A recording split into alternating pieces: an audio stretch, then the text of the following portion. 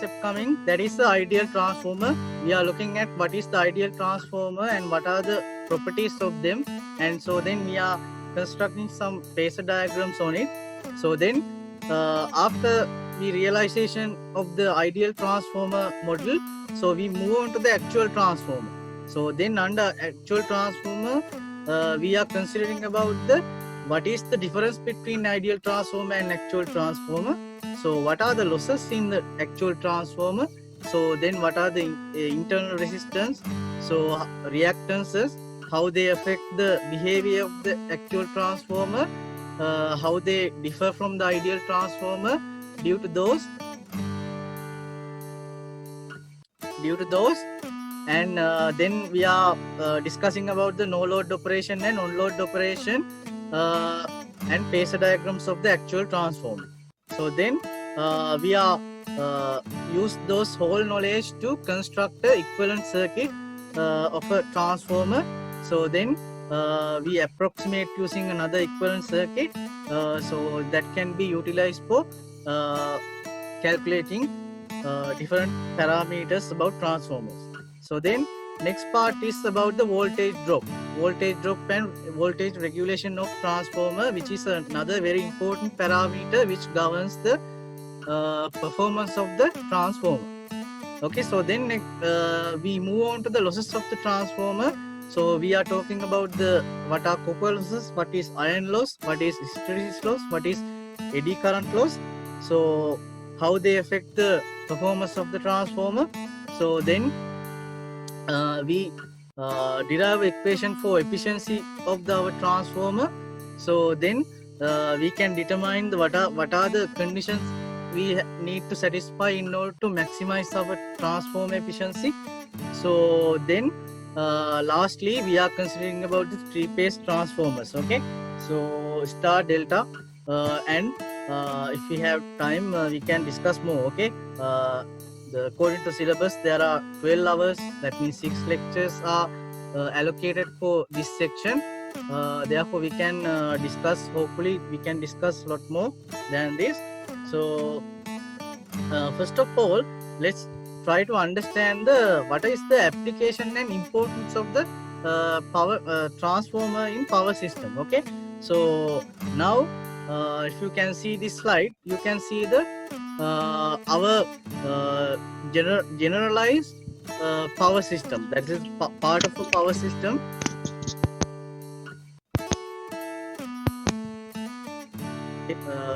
All of the students, please mute yourself. Okay, so if you have any problems you can unmute yourself and ask, otherwise please remain muted. Okay, so as you can see, this is the basic single line diagram of our basic power system, that is a part of power system. You can see here by draw it. Here we start from here. Okay, so this is where we generate our power. So then okay, before that I will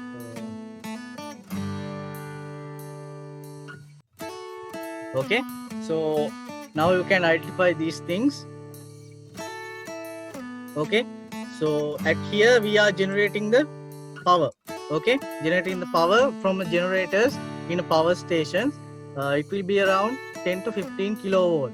Okay, so then what we have is a generation transformer. Okay, so it is another special kind of transformer. What we are doing by that is we are step up the voltage 10-15 kilovolt to 132 or 220 kV.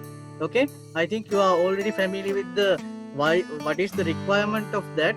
That is for the reduction of the power loss. Okay, if the voltage is higher, the current flow in the transmission line is lower, hence I squared R losses will become smaller. Okay, that is the whole idea of having a generation transformer, to increase our generated voltages to high levels such that the losses become lower. So then in a substation, Okay, in a grid substation, what we can find is power transformers. They are the ones which are commonly known as the power transformer. So we can understand that the high voltages such as 132 and 220 kilovolts cannot be utilized by the consumers because the voltages are very high. Therefore, we need very huge equipment to use it. But in household, household and even in the industry, it is difficult to have that. Therefore, we have to reduce those voltage levels. Okay, so that is the main purpose of having power transformer. It reduces the distribution voltages into the manageable voltages. Okay, so normally the 132 to 220 voltages are stepped down to 33 kV. So then using a distribution line, we distribute. So then in the distribution lines, we can find distribution transformers. Okay, so can be various ratios like this. So you can find various distribution transformers. So for household, for bulk customers, we can deliver 33 kV, but for household, we need to further reduce this voltage. Therefore, we use distribution transformers to further reduce our voltage level to 400 volt. Okay, so now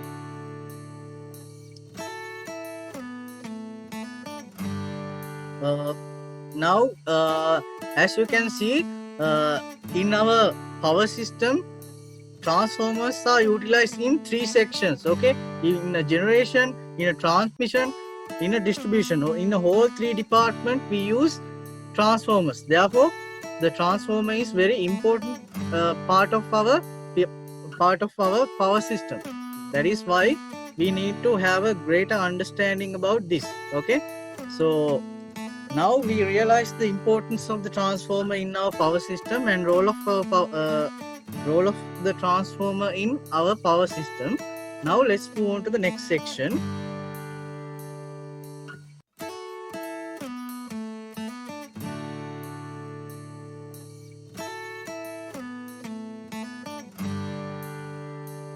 Okay, so now let's try to identify the transformer. Okay, so from the earlier introduction, I think you are already familiar with the transformer. Okay, transformer is electrical. We can define it like as it is an electrical machine or equipment which has capability of transforming electrical energy from one alternating circuit to another. Okay, so you can understand that because when we change the voltage levels, that means it involves 2 circuits. One is input circuit. It has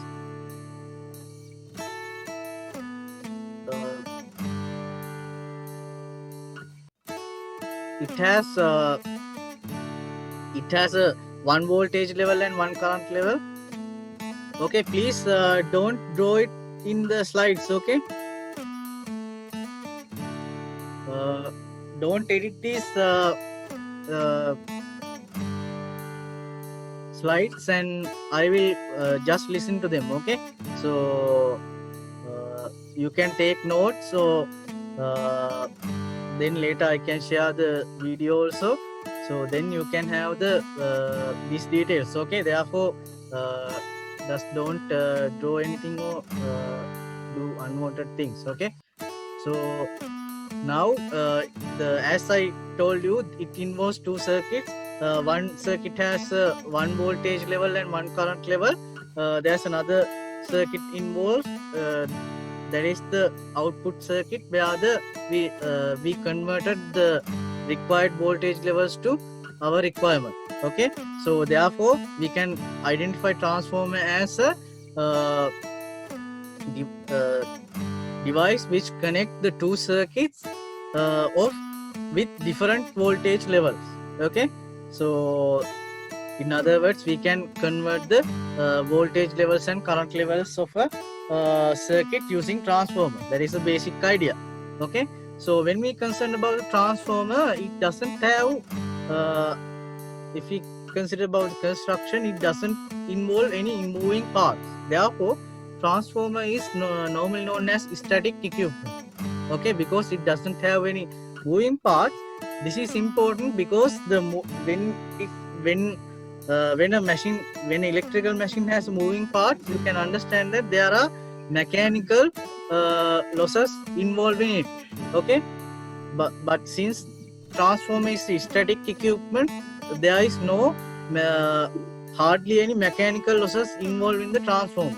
Therefore, the efficiencies of the transformer is very high compared to other electrical machines, especially when we compare with the motor. It is about 80 to 85% efficient, the motors. When we consider about transformer, it is around 95%. Okay, so 95, 98, even 98 for power transformers. The transformers are very high efficient. Then we see that earlier also the transformers used extensively in power system due to these considerations. Okay, unlike any other equipment, it has high efficiency and it has simple construction because it has only 2 coils and a just core. Okay, so the construction is fairly simple when we compare with the other electrical equipment. Okay, so therefore those are the main reasons why we use transformers. So another alternative would be the power electronic converters. Okay, so we can use power electronic converters also for this voltage current conversion. However, they are not as simple as the okay, so due to those reasons we are using transformers rather than the converters. Okay, so because it has high efficiency and it has uncomplicated construction, and we don't need any complex controllers. Okay, so in a power electronic converter we need to have a lot of circuitry for control, but in transformer we don't need. Therefore that is another reason why we use transformers before those converters. Okay,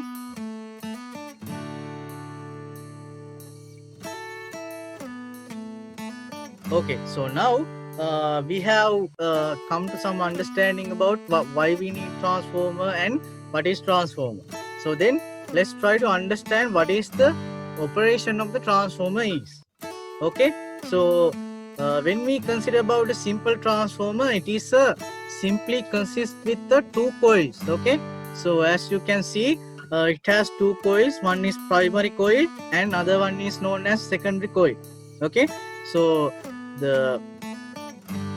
for better, okay, so the understand what we are doing is if we consider about the primary coil is known as that because that is the circuit where we supply our electrical energy. Okay, so we are supply electrical energy to the primary coil, so then we are getting the energy output from the secondary coil. Okay, that is how we classify the 2 coils. Okay, if we energize one coil, that is the primary coil, other coil is the secondary coil. Okay, so from a primary coil to secondary coil, energy will be transferred. Okay, but the only difference will be in voltage level. Okay, so then another inherent feature of the transformer is the core. Okay, the magnetic core, I think you can see it. Okay, both the windings are wound around the magnetic core. It is constructed by constructed with some ferromagnetic material which has magnetic properties like iron or steel. Okay, so the reason for that is we can maximize our created magnetic field using a magnetic core. Okay, actually what happened is we have to supply a AC supply for the primary coil, and when we supply that, there will be current flowing into the primary coil.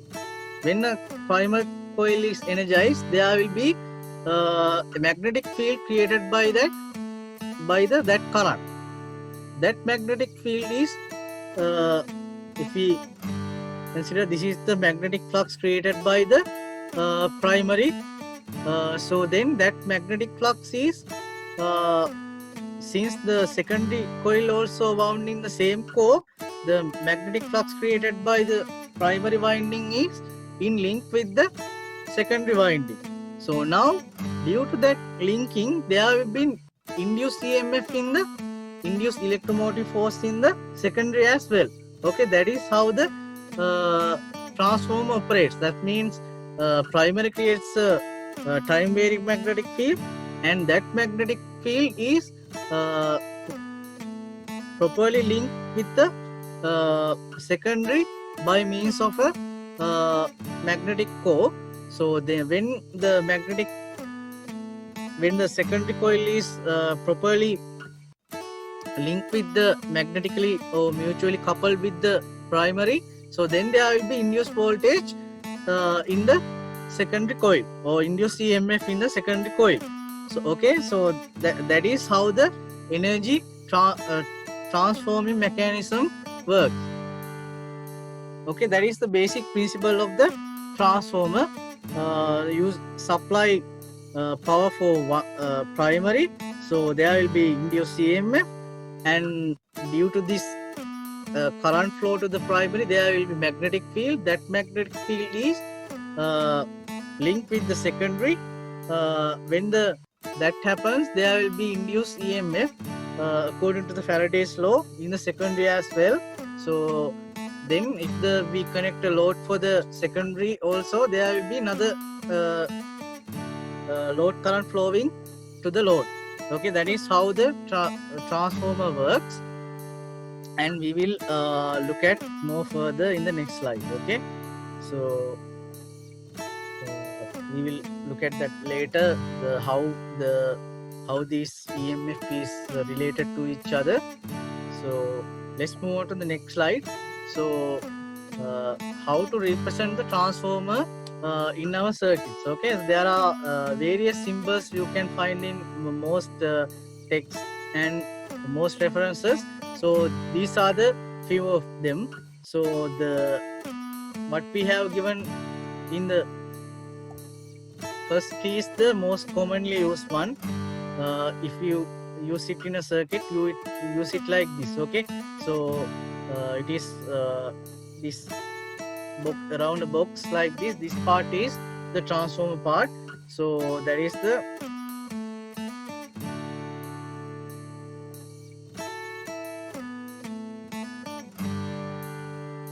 the representation of the transformer in circuit.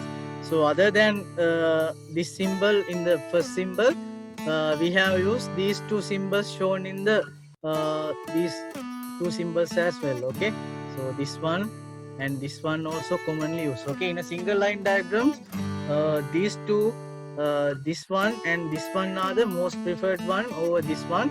But when we use it in a common circuit, we use this representation of transformers. Okay, so here it indicates the NP to NS ratio. That is we denoted the NP as number of turns of the primary winding, and NS as the number of turns of the secondary winding. Okay, those are the actual determines how the voltage level changes. Therefore, when you represent a transformer in your circuit, it is important to note that those ratios if you have them. Okay, so now we have basic understanding of a transformer, the basic idea of how it works. So before moving on to the further detail about the principle of operation, let's try to understand how these transformers are actually constructed. Okay, so as I mentioned earlier, the transformer has two main parts. Okay, we can clearly classify it into two parts. One is magnetic core and one is primary and secondary windings. Okay, so first we look at the magnetic core, how it is made, and why it is made like that. So then let's move on to the second windings. Okay, so when we consider about our magnetic core, it is constructed with a magnetic material or ferromagnetic material such as iron or steel, and we use a lamination structure like this. Okay, if you see this diagram, you can clearly see it is it consists with several laminations are binding together to form a high big block. Okay, so here what we have is the single lamination. So it is the shape is like this and it is a thin. So it is made in such a way. Okay, it is made like this because we have to reduce the eddy current loss. Okay, if you consider the eddy current, okay, we will look at them later, but if you consider the power loss caused by the eddy current loss, it is given by okay, actually Ke times Bm squared F squared into T squared into, okay, this is the equation that governs the eddy current loss of a magnetic core. Okay, the Ke is a constant which depends only on the dimensions of the core and the material. So Bm is the maximum flux density of the inside the core. So F is the frequency of the magnetic field. Okay, so here the eddy current loss is happening only in current time varying, when we apply time varying magnetic fields. Okay, therefore it has some frequency. So this is the frequency.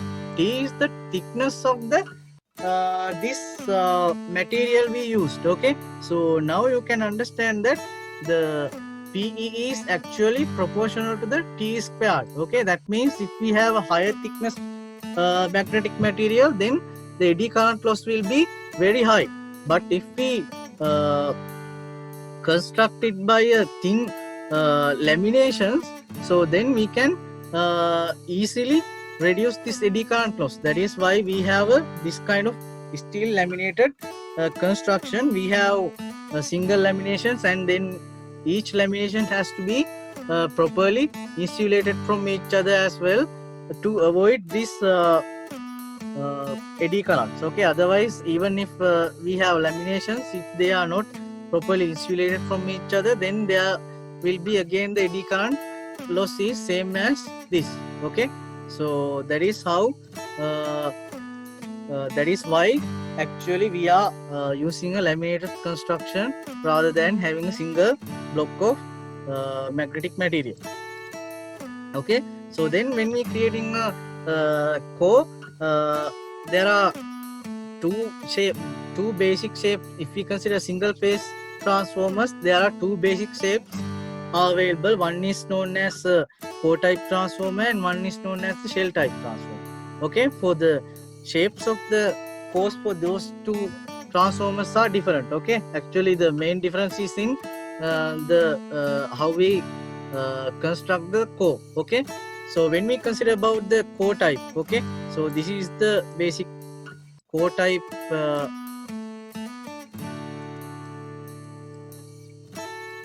okay, this is the basic core type magnetic core.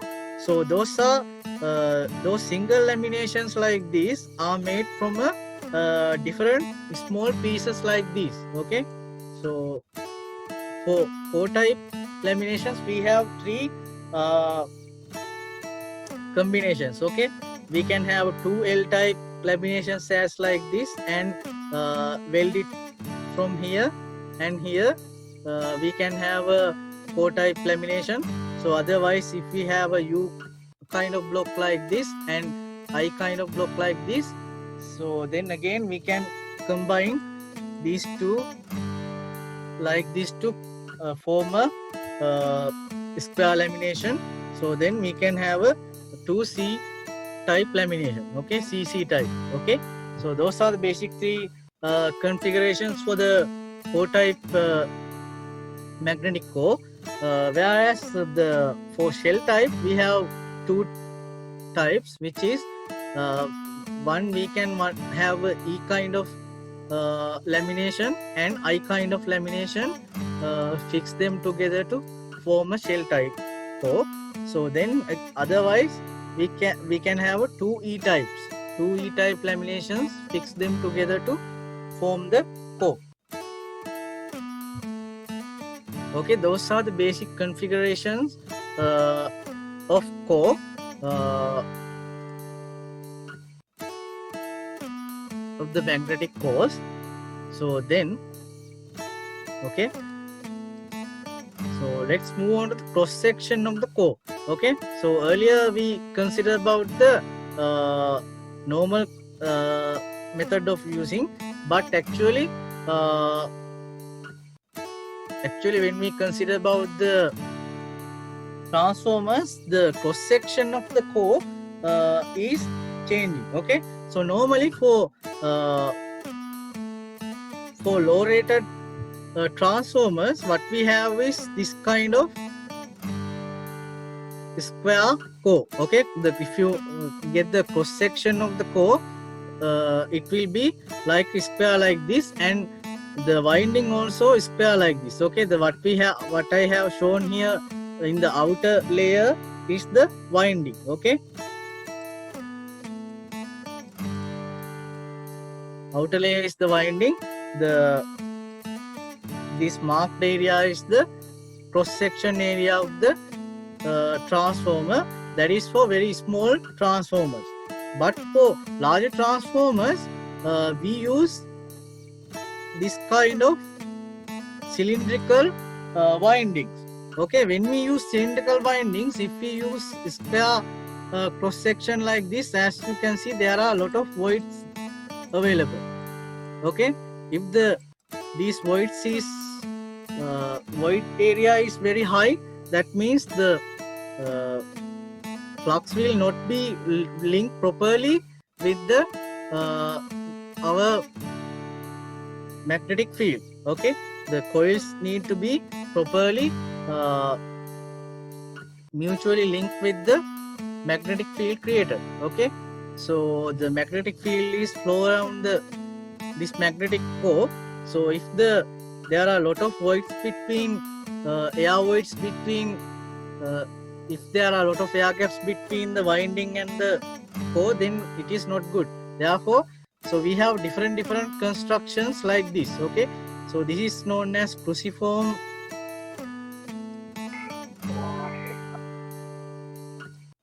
okay, this is known as cruciform two-step core. Okay, as you can see, due to its shape like this, due to two square steps like this.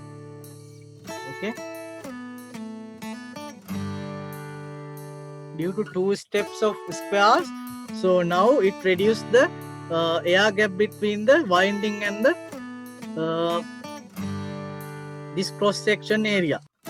So same way, if we use 3 steps or 4 steps like this, so this air gap can be limited further, and the core cross section also become much more circular. The reason why we use circular winding is it is found that the mechanical strength of this kind of cylindrical or circular winding is greater than this kind of rectangular winding. That is why we use this circular shape winding. Okay, so to accommodate that, so what we can do is we can have 4-step square cores like this, or cruciform type cores. cross sections such a way that the air gap between the winding and the core cross section become limited.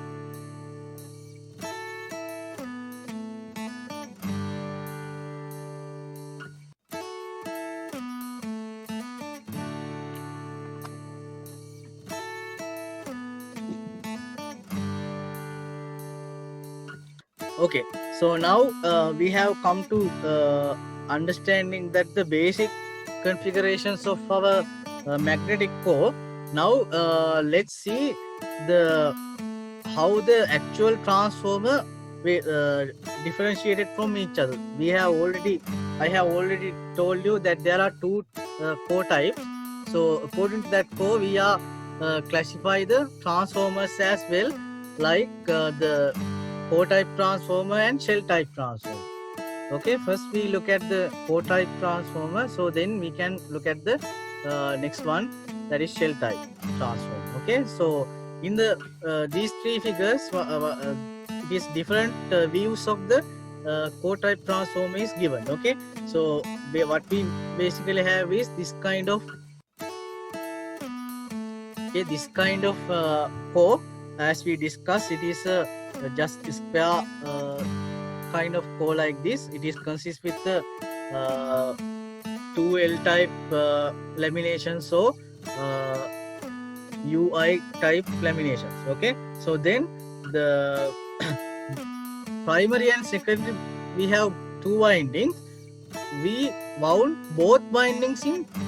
Okay, first you have to understand another thing. Okay, so this part, that means this horizontal part of the core lamination is known as the yoke.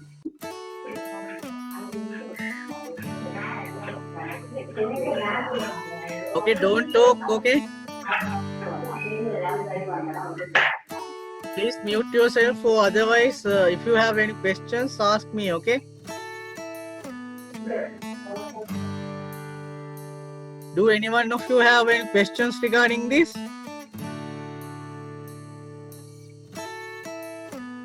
Okay, so the horizontal part of the winding, that is means if the winding, the part of the core where the winding is not bound is known as yoke. Okay, so this is yoke, this is also yoke.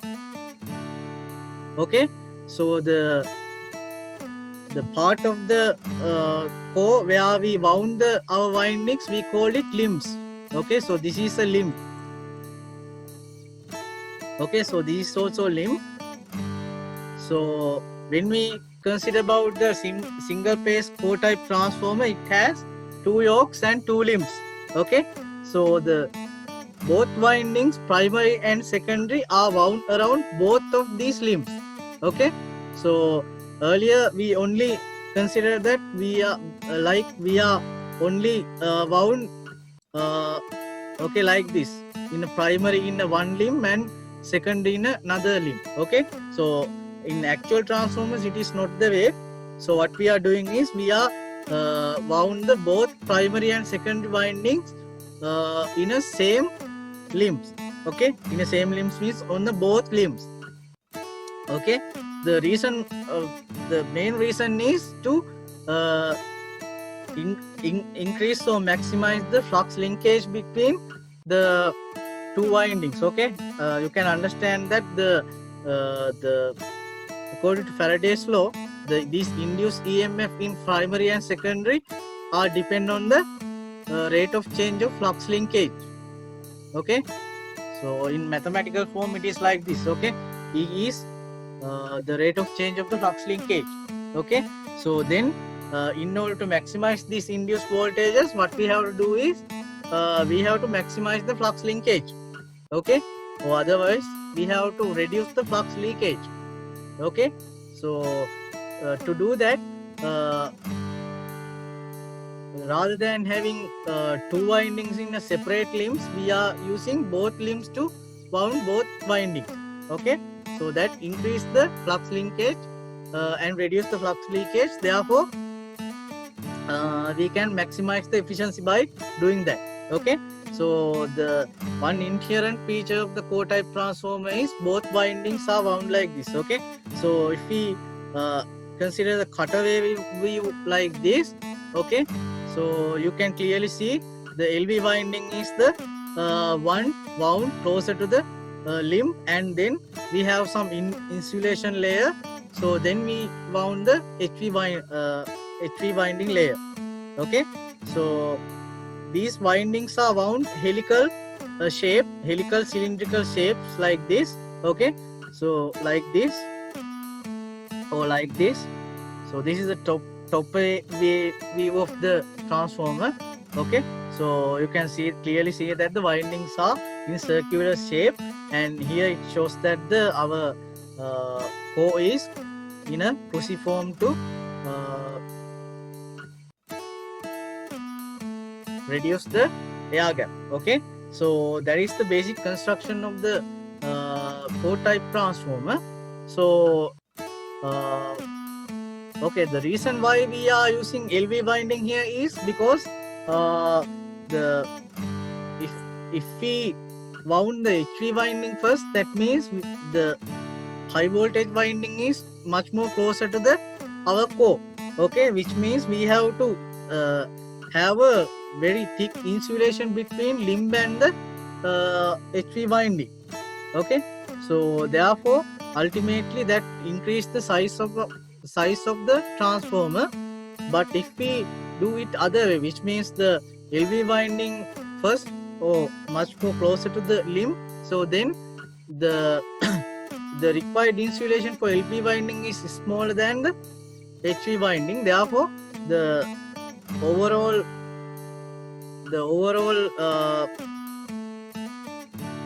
size of the transformer become smaller if we do it this way.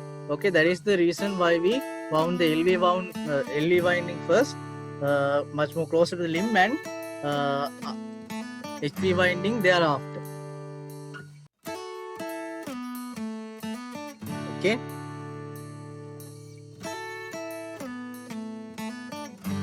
So those are the things you have to understand about the core type transformer. So if you have any questions regarding this, you can ask now.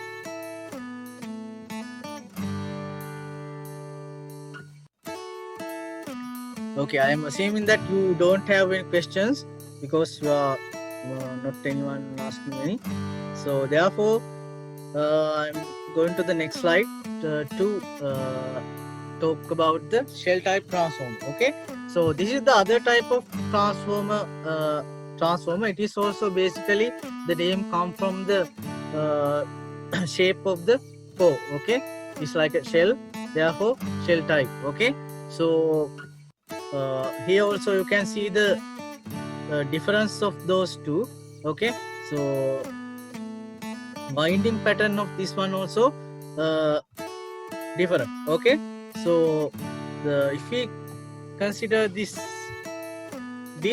you can clearly see that there are two magnetic parts. Okay, in a core type one we have only single magnetic part, but in a shell type transformer, so the flux is flow around the whole winding. Okay, so from this diagram you can clearly see that there are two clearly magnetic paths available, and both magnetic flux paths are encircles the windings. Okay, therefore this kind of construction inherently have much more greater flux linkage than the earlier core type transformer. Okay, therefore mostly this kind of transformers are preferred for high voltage transformers. Okay, so when we consider about the this shell type of transformer, if we consider the core,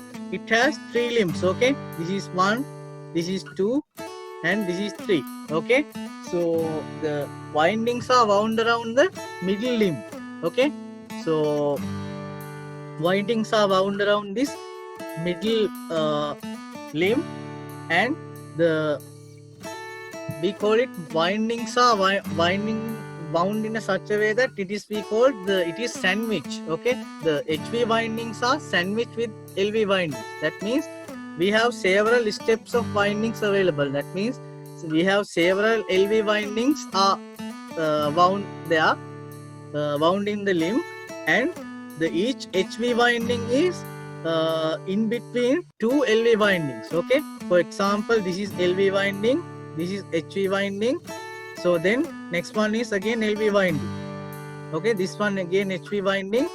Okay, so this sandwiching increase the flux linkage. Okay, so that is one of the inherent feature of this shell type transformer, that it has sandwiching pancake type windings like this. Okay, pancake type windings like this. So it ensures the greater flux linkage between the two windings. Okay, so in the right hand side, what we have here is the 3-phase counterpart of the shell type transformer. So this is the single phase star shell type transformer. So we can use the same idea as single phase to construct 3-phase shell type transformer as well. Okay, so core type also same. If you consider core type 3-phase one, the core will be somewhat like this.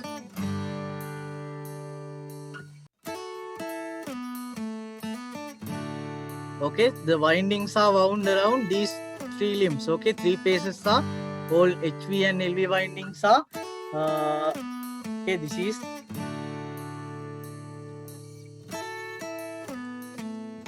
three-phase core type transformer. Okay, so likewise you can understand the difference between the shell type and core type. Okay, so the core type is preferred for low voltage transformers, whereas the shell type transformers is most commonly used for high voltage transformers.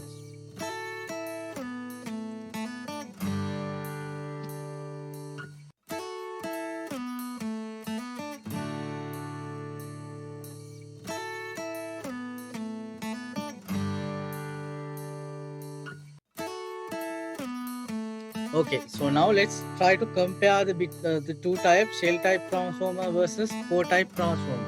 What is the difference? Okay, so if we consider about the windings, for core type, windings used are helical and cylindrical in shape. Okay, so in a shell type, we use multi-layer sandwich type or disc type or pancake type windings.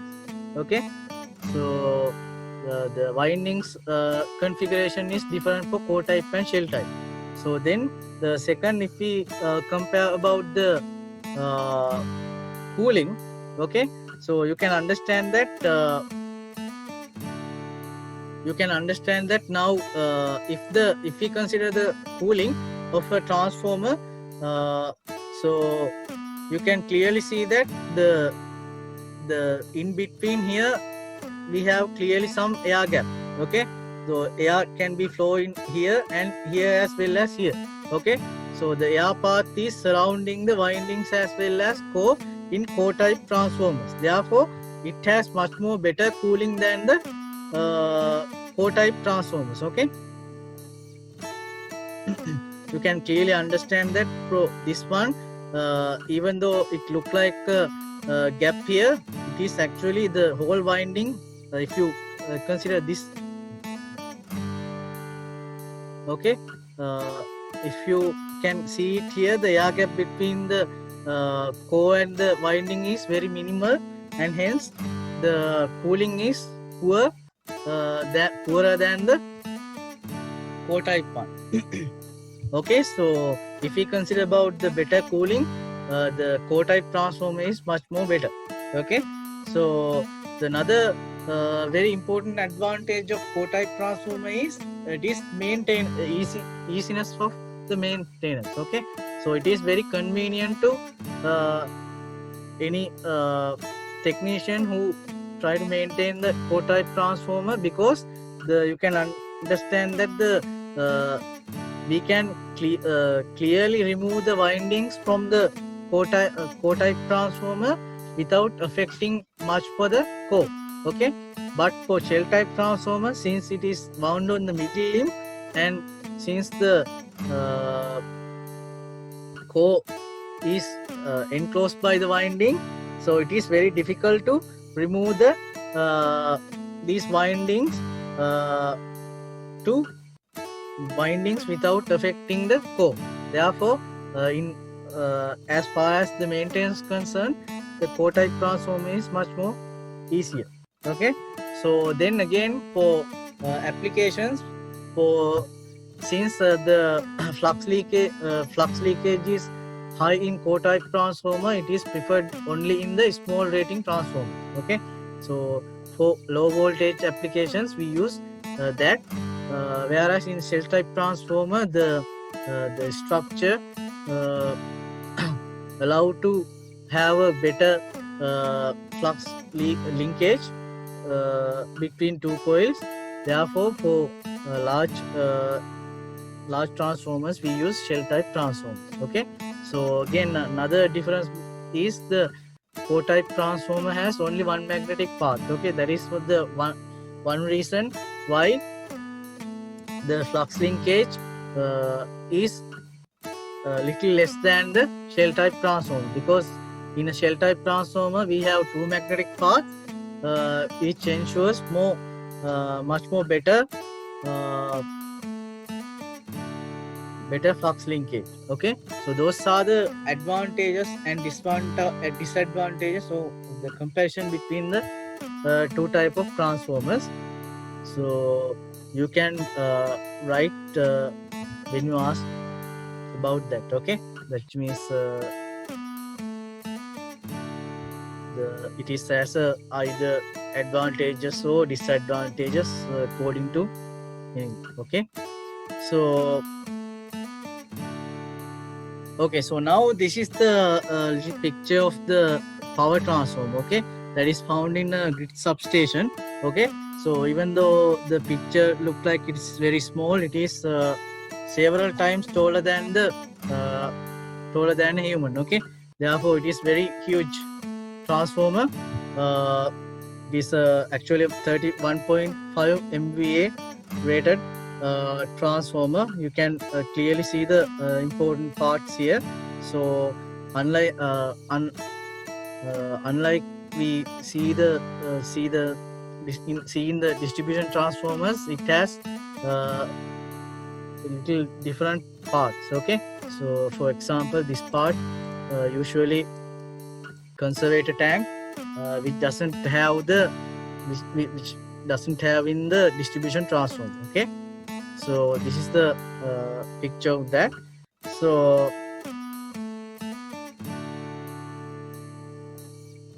okay, so this is the another important parts of the power transformer I have to introduce to you. It acts as the insulator. Okay, insulator between the three-phase terminals and the enclosure of the transformer. No. Okay, so it acts as the dielectric material which insulate the our conductors from the transformer enclosure. Okay, so this is actually huge bushing, even taller than a human. Okay, so now this is another important part of the transformer, course relay. Okay, so what is the purpose of that? Not torque current. Okay, that is for the you can understand if I think you are familiar with the transformer. There are transformer oil in the transformer, no?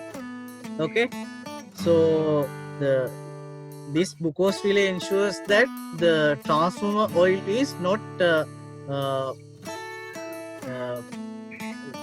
transformer oil does not contain any air bubbles or any impurities. Okay, so the purpose of having Bucos relay is to identify if our transformer oil become dirty, okay, or contaminated with the air bubbles and can cause some dielectric failure. Okay, So if it is so, if it is identified like that, it disconnect the transformer. Okay, so not disconnect, it gives some signal and to disconnect the transformer. Okay, so that is the basic of the glucose relay. That is the important parts of the power transformer. Okay, so other than the parts we are considered here earlier, okay, the windings and core. So what we here have is the nameplate. Okay, so this is 31.5 MVA transformer, and its voltages are, you can see it is the 11 kV to 33 kV. Okay, basically 11 kV to 33 kV transform. Okay, so there is the some things you have to know about the power transformer, important parts of the power transformer. So now this is the distribution transformer. Okay, now you can see the difference. Okay, so it is very smaller and more compact than the power transformer, and it don't need any additional cooling as well. Okay, so on the enclosure provides enough insulation itself. Okay, so again you can identify the HV. These are the HV bushings. Okay, so these are the LV bushings. Okay, these are HV, these are LV. So then you can find the this as well. What is this? This is for some 1, 2, 3. What is this? This is the tap changer. Okay, so there are normally in power transformers what we have is a on load tap changers, whereas distribution transformers has only has the offline tap changers. Okay, so those are the important things you have to understand other than the theory.